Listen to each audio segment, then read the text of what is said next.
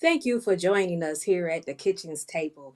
And here's your host, W. Earl Kitchings and Ronleen Kennedy.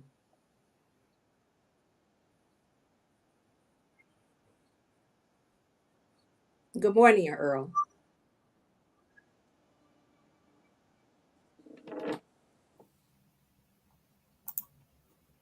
And good morning, good morning, good morning. Welcome to another edition of the Kitchings Table. I'm your host, W. Earl Kitchings, along with me, my co-host, Ronleen Kennedy. Ronleen, good morning. Good morning. For our viewers and listeners, you may wonder why that particular Billie Holiday song was played this morning. It has a lot to do with our topic. It's a very solemn topic for us this morning, simply because if you're not familiar with that particular song that Billie Holiday sang, it references lynching. And Earl, before you tell them that part, let them know what the song is because they did not hear it. The name of the song is Strange Fruit. And it goes, Southern trees bear strange fruit, blood on the leaves and blood at the root, black bodies swinging in the southern breeze, strange fruit hanging from the poplar trees. Again, that song was performed by the great Billie Holiday. And it references a time in this country, whether you are trying to minimize woke or you want to be wide awake. The fact of the matter is, things such as lynching happened here in this country. And you may ask, well, what does that have to do with February 27th, 2024? I'm glad you asked, because most recently, a lynching or a black person was found on a trail in a state park in the state of Georgia, hanging from a rope.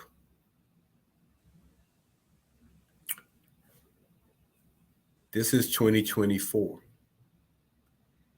And when you thought that some of these tragedies that we call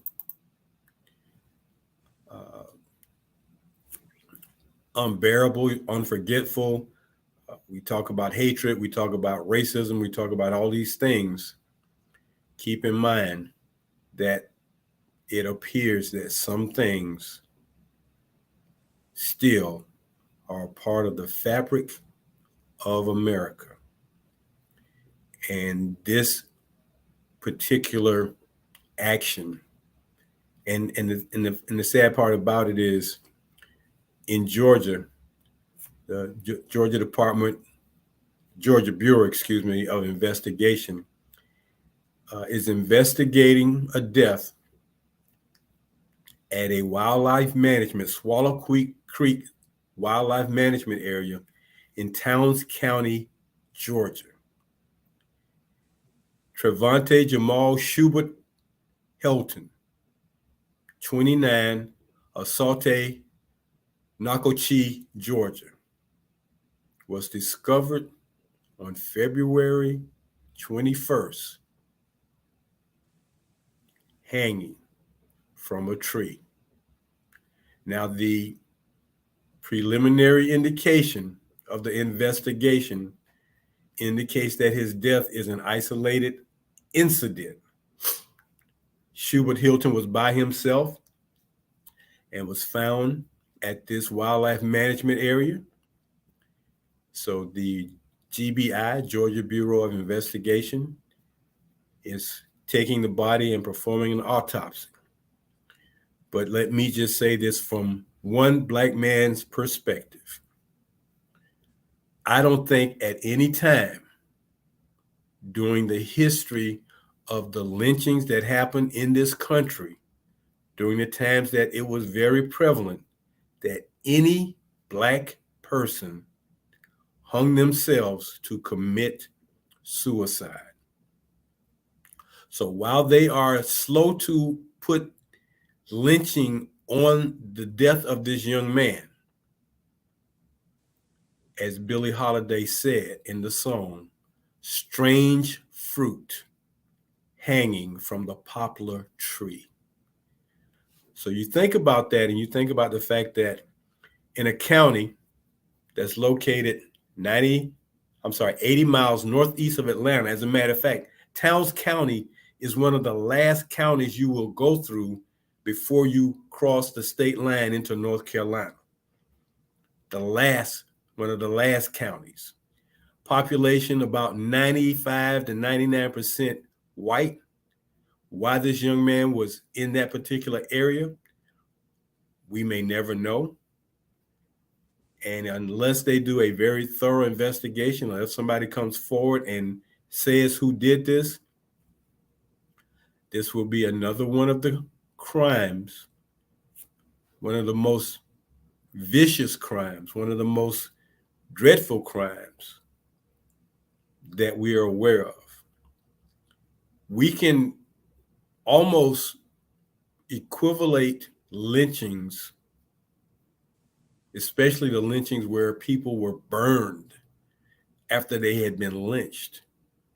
We can almost equivalent that to putting people in ovens and burning them alive. So, whereas one culture has had the term Holocaust put on what was done to them in Germany, America is slow to want to put such a title on such a dreadful act. But the act is what it is, and we're going to give you some statistics. But let me read this for you real quick, because the word lynching comes from a man who back in 1712 was hired because of his brutal tactics or subliminal tactics uh, to control slaves. Now, there are folks now talking about, well, slavery benefited black people. Okay, well, it probably didn't benefit these people who came up under some of the tactics that were used. But mental slavery is a subliminal tactic used to keep Africans in America in psychological chains for generations. A subliminal tactic, mental slavery, psychological chains. Willie Lynch prophesied this method of control that would push an inferior mentality on the enslaved and eliminate the strength in numbers that unity provided Africans in America. Lynch stated that the correct use of his methods would control these Africans in America for 300 years or more. 1712, 2012 would be 300 years or more. We are now into the or more part. So I'm going to go to my co-host right now before I go any further. Ronleen, your thoughts. I remember when the Bushes were running for president, and one of the things that were said was that we can be sure to encounter a setback of at least 100 years. And when I look at where we are today in 2024, from that time in the 1990s and the early 2000s, is still a sad day. And what you're talking about, May as well add that 100 years right on to that 300 plus that he was talking about. Well, unfortunately, this particular story has not yet made it to national news coverage. It has not been nationally. I don't believe it has. It's going on a week. I don't believe it has reached that proportion where the national news media has publicized this story. And although it is small and pales in comparison to what's going on in Israel and Gaza, the fact of the matter remains that something like this took place in America, and America does not want to acknowledge its history of hatred and violence towards and against Black people. And It, today, with that being said, we have the internet that you can get news instantly. So that lets me know that that setback of those 100 years that they're talking about, you know, that goes back to that time when you couldn't get news around the world quickly. But in today's time, it's a split second. So why isn't it publicized? Why isn't there a public outrage happening here on U.S. soil as it is across the seas about what's going on there that has the U.S. attention? And it's because, again, as we know, we have become so insignificant over time until here we are today, still insignificant. uh, very true. The insignificance of Black Americans in a country where we have been for over 400 years, where we have shed blood, sweat, tears, labor, lives, more lives, indignation, so many negativity, so much negativity, rather, so many negative things happened, have been perpetrated against Black people in this country. But Ron, like the great poet Maya Angelou put in one of her poems, and still I rise. We have the rise. And still I rise. So no matter what we've gone through, we continue to find a way to rise up. And as they say, make a way out of no way. But by the fact that we are in this particular situation where we're dealing with a crime Mhm. that they've yet to really give it the correct title, it's going to be interesting over definitely the next couple of months to find out how they title this and how long it takes before the national media now gets a hold of it, because you know who's going to be on this once this breaks uh, to the national media. You know who's going to be on this, right? Yes. The Attorney General for Black people in America, the Right Reverend Benjamin Crump. Yes. I don't think he's got a hold of this yet, but I believe once he does, it's going to turn things around. Speak on that. As they say, I can't wait until everything comes to light, because when it does, you won't be able to dispute what happened. You won't be able to say it didn't happen. You won't be able to say it just won't be any denial as in what you really have to call that. You know, as they say, it is what it is. And for that young man to have died such of a horrible death and someone trying to justify it, there is no justification. There is none. You know, I was listening to one of my dear sisters. She's sister in love, actually. And to hear her say that she dreamed about her son who was foolishly taken away from us.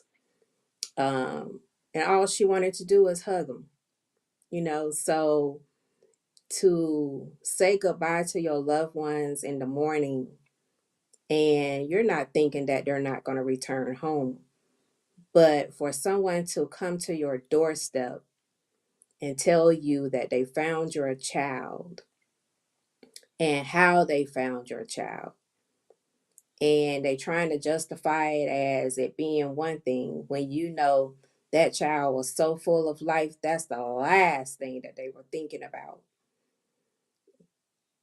There you couldn't you can't put a price on what's being told to you. You can't put a price on a person's life because that person meant a lot to you. That's a person of value. And so when I think about each of us who have given birth to our children, the last thing you're thinking about is how they're going to be taken away from this world. The only thing that you're thinking about is what can you do to give them a great life, regardless of the adversities that you may be facing personally. So all you're thinking about is how they can make it, how you can make their life better, what kind of opportunities can you make sure that they have with the resources that you have. So to get that knock at the door, the doorbell ringing to tell you that your son or your daughter is gone foolishly, that's heartbreaking. There's no other way to be able to say that. Well, a lot of black mothers have had their hearts broken because they've been told, gotten that knock at the door that their child is gone. And when it's situations that occur, whether it be from police violence, racial violence,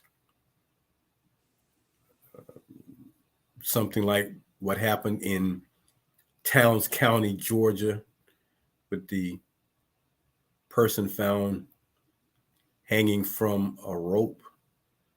Nobody wants to get that uh, knock at the door, whether it's an accident, automobile accident. Nobody wants to get that knock at the door. No. But when you have something at this particular level, it's going to be very, very interesting to see what happens. And with the country being in such division now, uh, as we prepare for probably the most critical presidential race in the history of this country, when you have a person who is so evil, so divisive, so cowardly, in my opinion, who just says and does things without any emotion attached to it, without any feelings attached to it. Um, you know, some years ago, Ronleen, Hmm. something like this getting out would have caused a lot of racial unrest. Yes, there would have been some rioting going on. Okay. And, in a county like Towns, in an area like Towns, it's one of those isolated areas where if you're wanting to march, protest, or whatever up there, you first and foremost probably need to make sure that you have gotten or secured the National Guard or some type of military protection to go up there and protest, because I'm sure the people of that county don't want that type of situation to happen, nor do they want this spotlight that's getting ready to be on them. Okay, because again, once again, the national news, when it hits the national news, and I hope it hits it soon, they're going to have to deal with all these media entities landing in Towns County and asking the question, what happened? What happened? You know, and it's ironic that this happens in the same month that we celebrate the death of Ahmaud Arbery, who died in southern Georgia, Mm-hmm. you know, about the same age. So we talk about the crime first and foremost. Let me give you a little demographics of this particular town. It was founded back in 1856 by Governor Towns, who was born in Wilkes County, but he was the governor of the state of Georgia. So nowadays, um, they have approximately somewhere in the range of, well, they say in 2023 population is 13,099, so about 13,100 people, with a growth rate of 1.57 in the past few years. The percentage of whites who live there is basically about 93, 94%. White blacks make up less than 7%. And when I say less than 7% of the total county population, when you take that 93, 95% and you got 7 to 5%, you have to divide that up. And when you divide that up, the total population of blacks who might live in there may be about 2% of that 13,000. So that's about 200 people. But again, this is an area that has been, Northern Georgia has been known for things happening to black people, from Forsyth County. And I can remember when I lived in Atlanta, Reverend Hosea Williams and a large contingency of black Americans and white Americans descended on Forsyth County, Georgia, because a lot of people used to get it mixed up. There is a Forsyth, Georgia, the city, and there is a Forsyth County. So Okay. the northern county, Forsyth and others going north on Highway 400. And I remember when I lived in Atlanta, people say, if you're going to travel on Highway 400, make sure you got a full tank of gas, because you don't want to break down, be stopped, or anything like that in one of those counties, because they are not favorable to black people. So this has been going on for a long time. And, I did some research and found that, the lynchings have been happening in that part of the state for a long time. And then I went further to find out, well, when we talk about numbers, I had to pull out, well, what states have the largest numbers? Well, without going into a long laundry list, at the top of this list is Mississippi. Over 500. Now, it's interesting how they phrase this. Over 581 lynchings. That means they got to 581 and I forgot to count. I Couldn't don't know count if they forgot to count couldn't or count anymore, or they was too ashamed to count anymore. they say well over Mm-hmm. 581. Okay, Mississippi tops the list of the most hangings, and this was provided by the Tuskegee Institute, and 90% were black. So that tells you a lot.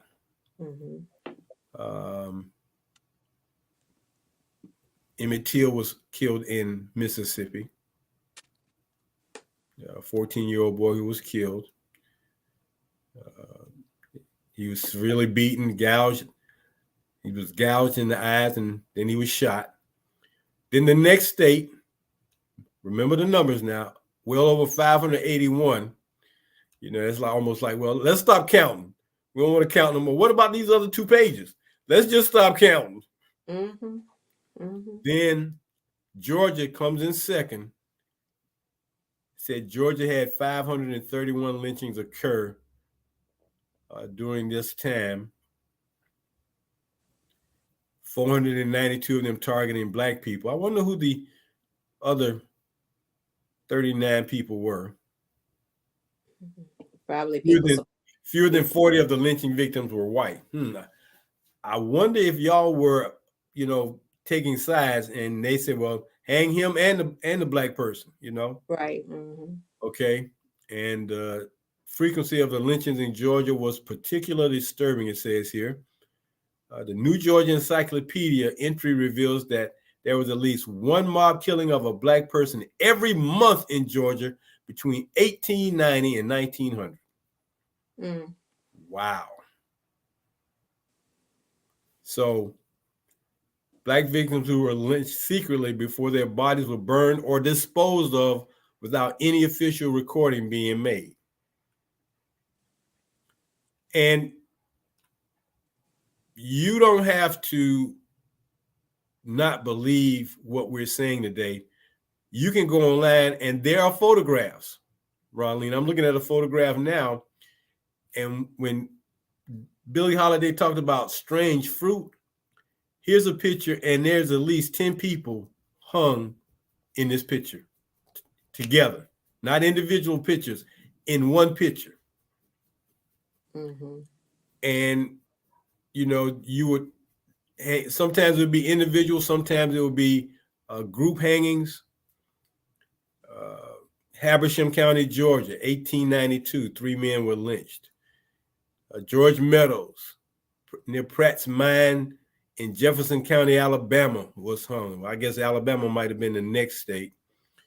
Uh, and like I said, what would happen sometimes is when these lynchings would take place, people would stand around like it was a big event. Yes. And here I'm looking at something that happened in 1916 and through January through May of 1916. There was a lynching, and it said a body was repeatedly lowered and raised onto a fire for about 2 hours.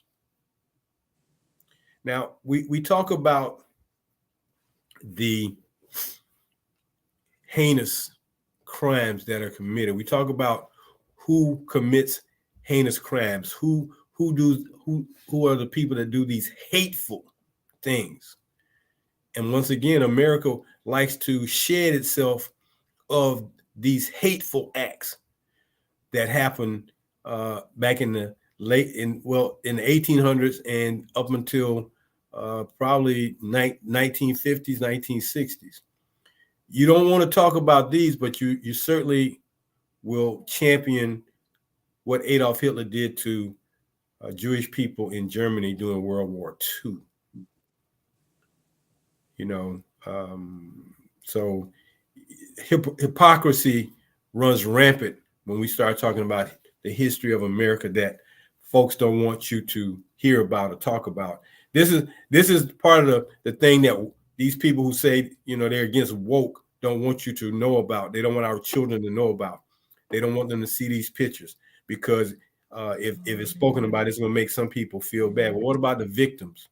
They don't talk. They don't ever talk about the victims' feelings. They only talk about the perpetrators and how it may make them feel bad. Well, it's a lot of black mothers and fathers who've been feeling bad for a long time.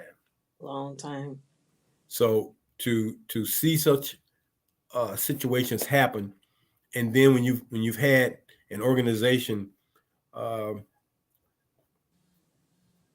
as the Ku Klux Klan, who perpetrated many of these crimes. Uh, it it boggles the mind how you can, in one instance, talk about freedom, justice, and then at the same time not want to talk about the injustice and the non-freedoms that were given or perpetrated against Black people in this country who have done a lot, who have done a lot, and who have overcome a lot. So this act that was recently done is just heartbreaking. Hey, this is the Kitchings Table. Every Tuesday morning at 10 o'clock, you can catch us, hear us, be a part of what we're doing. If you like what we're doing, please send us a chat. You can let us know how we're doing. If you like our topics, if you like some of the things we've talked about on the show, you can go online and see all the many. I won't even say how many episodes, Ron Lee, because I know there's a boatload of them. But you can go check out some of the episodes and get turned on or get excited about some of the things we have brought. But today is a very solemn show simply because of the fact that a tragedy from an action that we thought we would never see or hear about publicly. Because guess what, Ronleen? This is a crime that has been publicized. It does not mean that lynchings have not been occurring over the last 30, 40 years. If you don't publicize it, if nobody speaks on it, no one would know. No one will know. No one will know. And a lot of times in these small communities, in these small rural communities, tight knit, almost everybody is related to everybody else in some kind of way. Everybody's closed-lipped and nobody's going to say anything. They feel like, that's the way things are. And the other hypocrisy and the other hypocritical part of this, Ronleen, is the people in these communities and the people who perpetrated the crimes and the people who were, as they say,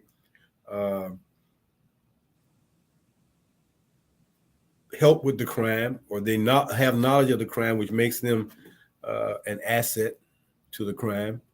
They will go to that place on Sunday and proclaim their spiritual belief and pretend like nothing is wrong or it happened. Now, we've learned over the time of the impeachments of the ex-president how when they've gone through documents, they've marked out passages with a black marker. And I guess if we had done what Katherine Johnson had done in Hidden Figures and held it up to the light, we probably could have read it, but but they call that redacted, so you can't read it. I wonder if they redact one of the 10 Commandments on Sunday that says, "Thou shalt not kill." I wonder if they redact that in their Bibles. Huh? Somebody talk to me now. Talk to me. Somebody talk to me. You think they redact that part? Huh? No, it's all there. It's all there. It's all there. And it's justified if it's brought up. They justify it. You know that. We see that all the time. We're seeing that right now. It gets justified right now. It's justified. Mm-hmm. The good book says, "Thou shalt not." It doesn't have any specifics. It doesn't have any sideways. It doesn't have any, oh, by the way, A, B, and C. It just says, thou shalt not. And it stops right there. Thou shalt not. Mm-hmm. It didn't say not on, every day but Sunday. Or every day, the only day, no. You can do it is Monday, Wednesday, Friday. No. It says not, period. But they justified in their thinking, in their minds, in their beliefs. I just can't understand how you can sit in the house that and I'm saying it from the perspective that they proclaim to be the house of the Lord. Open up that book and let a man standing in a pulpit tell them things that are hypocritical and believe like it's okay. It's all right. They had it coming. It's all right. They shouldn't have been in this. They shouldn't have been here. It's all right. Emmett Till shouldn't have whistled at that woman. It's all right.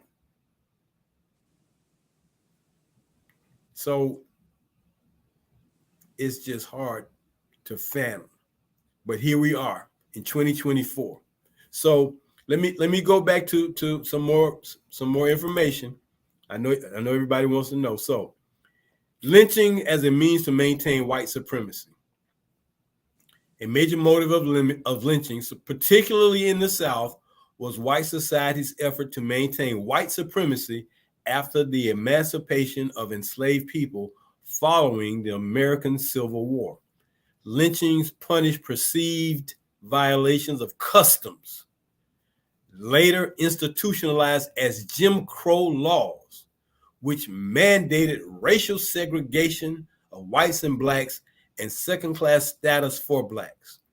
A 2017 paper found that more racially segregated counties were more likely to be places where whites conducted lynchings. More racially segregated counties. That is a county that Towns County, Georgia, would fall under. So you had these Jim Crow laws, and this was a way to control the population. And as I was sharing with you, Ronleen, some of these communities virtually ran Black people out of the communities, literally, physically, forced them to leave.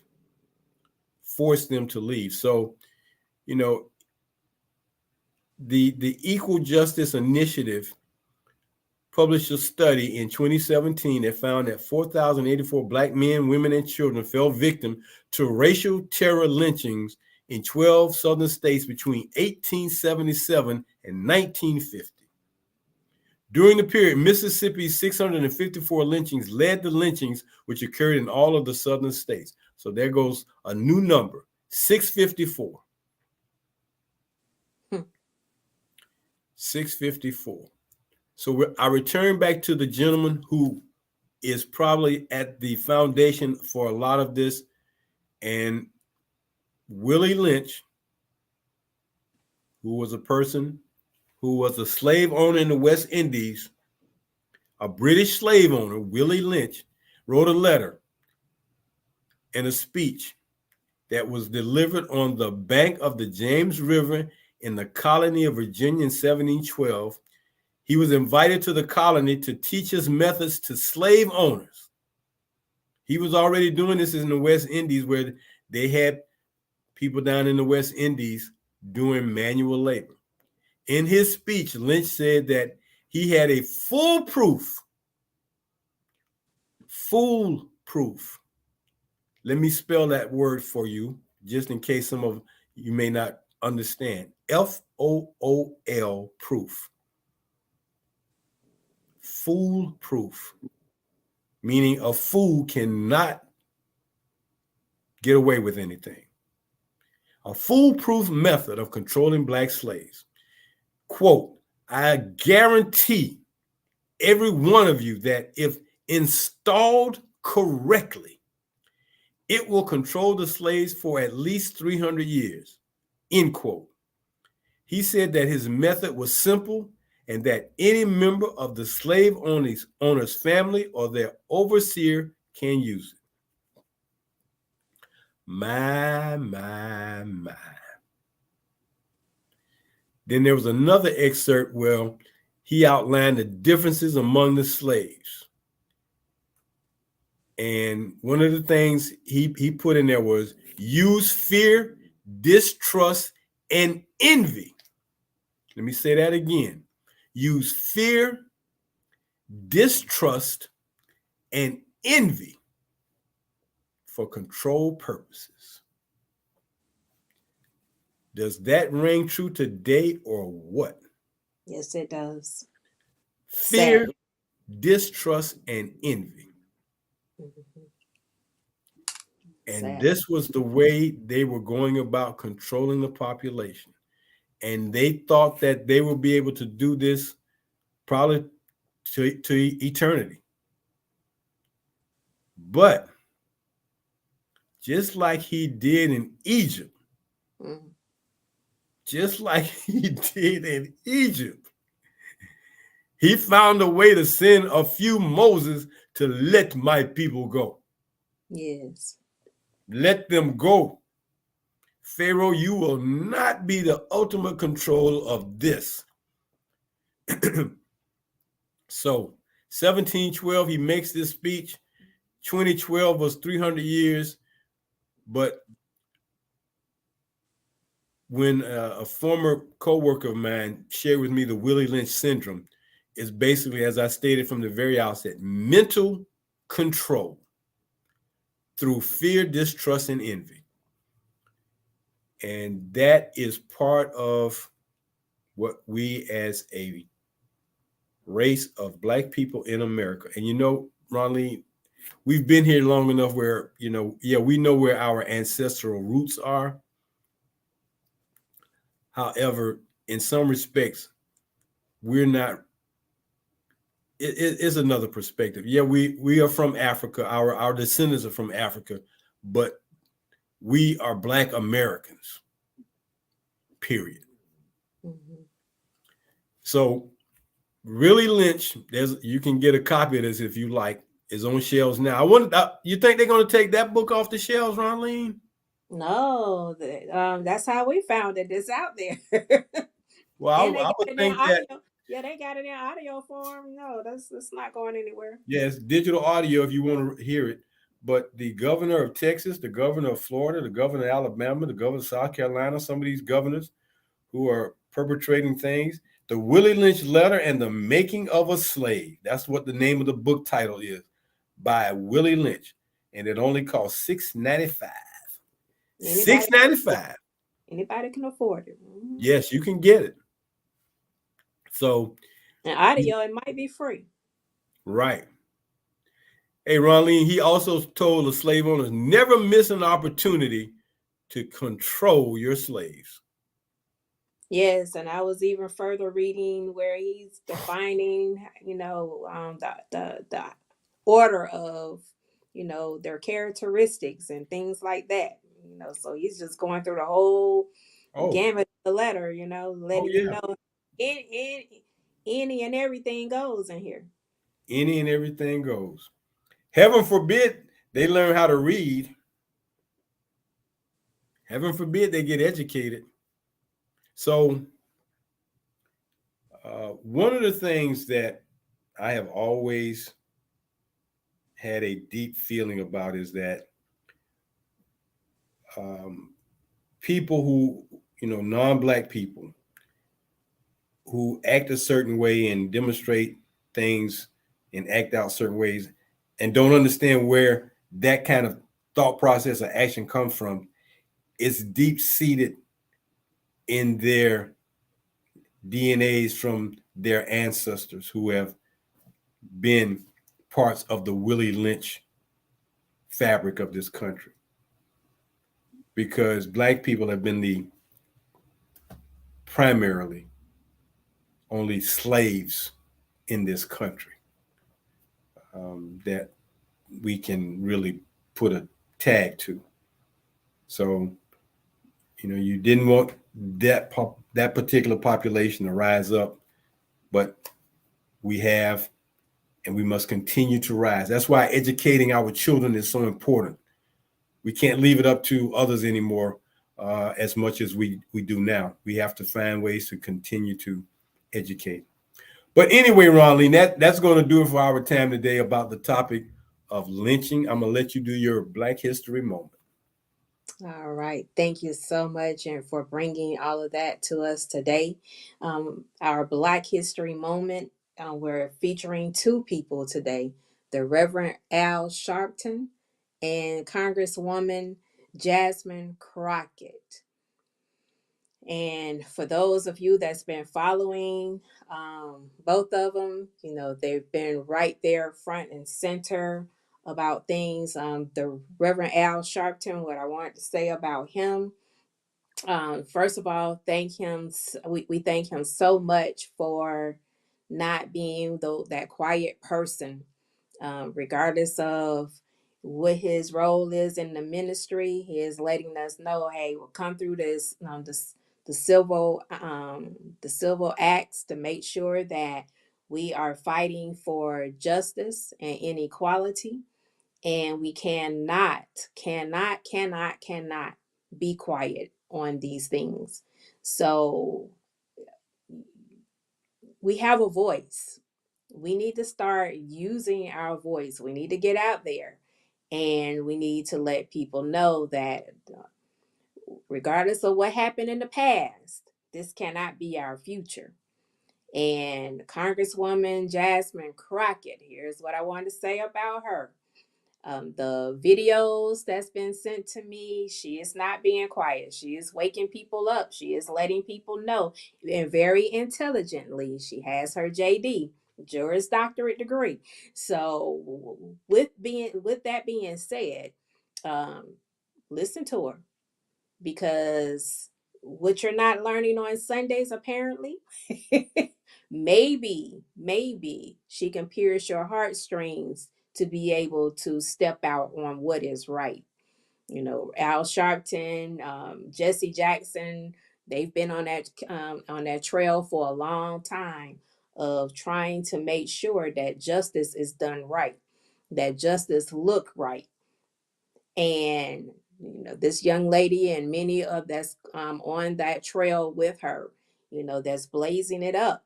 They're looking at the same thing. Is that injustice, that inequality, all of that has to go. It has to cease and desist here in the United States of America, and everywhere. That's what we want. We want justice everywhere. But right here on the U.S. soil, where we are, where we live, where we, as Earl said earlier today, blood, sweat, tears, lives, all of that equity that is right here on U.S. soil, we have no reason to walk out of our homes in fear of our lives, that our lives are going to be taken due to some heinous hate act, crime. That should not be happening. Not in 2024. Not where we're preaching brotherly love, sisterly love all across the congregations. So, Earl, I turn this over to you. Aline, okay. I Well almost did said. a poem today. For Trevante. But I didn't want to start crying. I didn't want to start.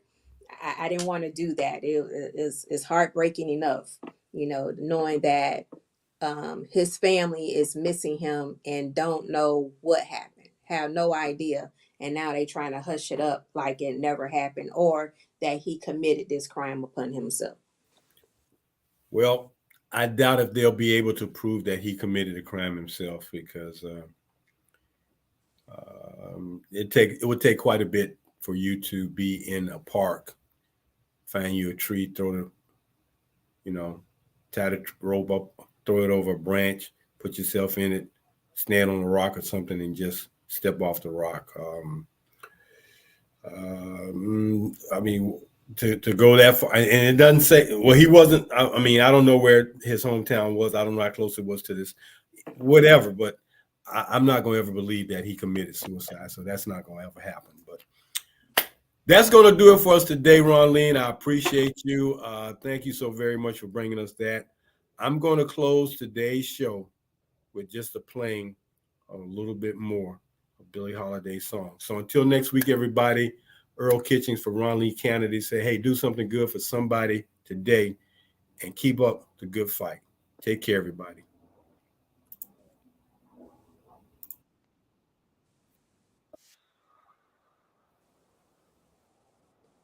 Okay, it's not playing loudly. So everyone, pull up Billie Holiday's song on YouTube and play "Strange Fruit."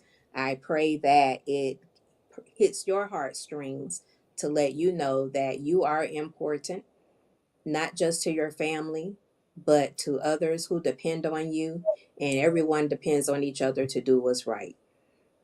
With that being said, Earl Kitchings and Ronleen Kennedy with the Kitchens Table. Till next week.